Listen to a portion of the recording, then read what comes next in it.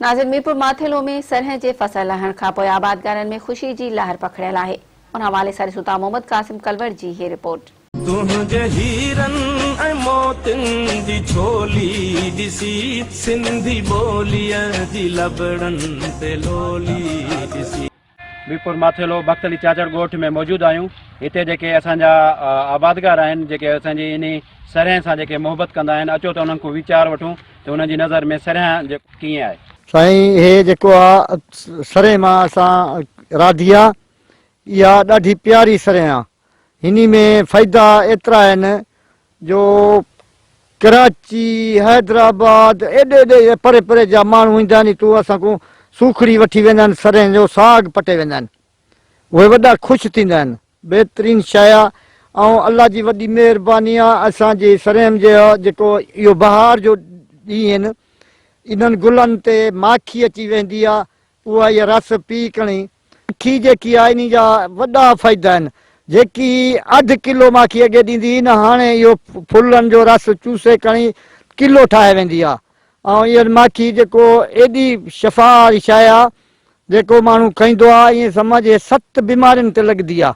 ही ख़ुशहाल फसल सरह जो तव्हांजे साम्हूं आहे, जेका असांजे लाइ बहार खां घटि न आहे।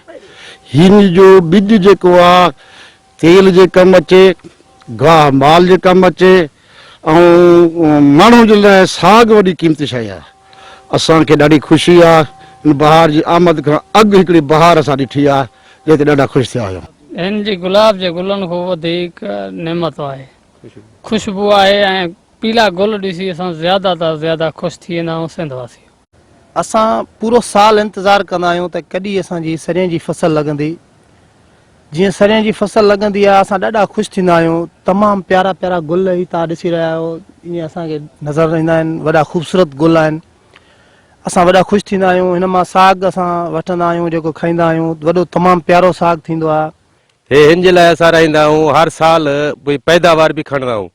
तेल जे लाइ बि कमु ईंदी आहे, माल जे लाइ, खाद जे लाइ बि कमु ईंदी आहे। हे ॾाढी सुहिणी ख़ूबसूरती आहे। माना गुलाब जे गुल खां बि ॾाढी सुहिणी ख़ुशबू आहे। हिन जी नज़र में बि हुन खां बि सुहिणी लॻंदी आहे। त हीअ असांजी सरह माशाल्लाह साल को बाद ईंदी आहे। असां इन्हनि जा घणा प्यासी हूंदा आहियूं, ॿार ई ख़ुशि थींदा आहिनि। वॾो नज़ारो आहे, तमामु बहितरीनु रंग, कलर, ख़ुशबूदार। सरह जे हवाले सां जेकी सूंह हिते पैदा थियल आहे, जेकी सिंध में सूंह पैदा करण जे लाइ असांजे ॻोठाणनि जा, असांजे हारियुनि जा तव्हां वीचार ॿुधा। मोहम्मद कासिम कलवड़, मेहरान टीवी, मीरपुर।